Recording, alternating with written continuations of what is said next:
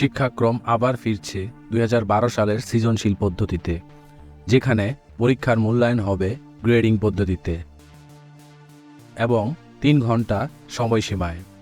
SSC ও সমমান পর্যায়ের বিভাগীয় বিভাজন পুনরায় চালু হচ্ছে।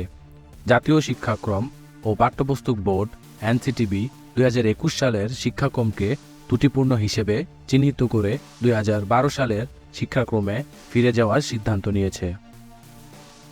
এনসিটিবির চেয়ারম্যান ডক্টর AKM রিয়াজুল ইসলাম জানান, বর্তমানে চালু থাকা কারিকুলাম নিয়ে শিক্ষার্থী, অভিভাবক এবং শিক্ষকদের মধ্যে অসন্তোষ রয়েছে। তিনি বলেন, শিক্ষাক্রমের উপর ভিত্তি করে চলমান মূল্যায়ন প্রক্রিয়া নিয়ে শিক্ষকরা এতদিন চুপ ছিলেন, কিন্তু এখন তারাও পরিবর্তনের প্রয়োজনীয়তা অনুভব করছেন।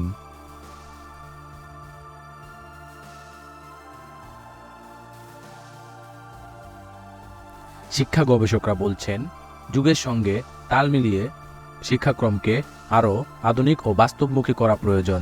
ঢাকা বিশ্ববিদ্যালয়ের শিক্ষা ও গবেষণা ইনস্টিটিউটের অধ্যাপক ডক্টর মোহাম্মদ আব্দুস সালাম বলেন, শিক্ষাক্রমের পরিবর্তন পরিমার্জনকে সংস্কার প্রক্রিয়া অংশ হিসেবে দেখা উচিত, কিন্তু তা বারবার পাল্টালে শিক্ষা ব্যবস্থার জন্য ক্ষতিকর হতে পারে।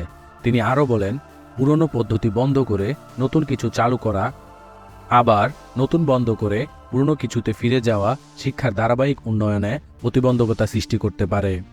শিক্ষাবিদরা মনে করছেন, যুগোপযোগী শিক্ষাক্রম গঠনই হবে শিক্ষার মানোন্নয়নের গুরুত্বপূর্ণ ধাপ।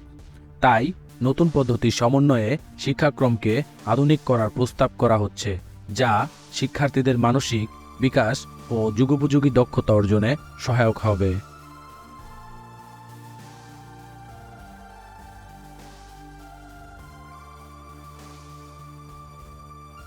দেশ বাংলা নিউজ, ঢাকা।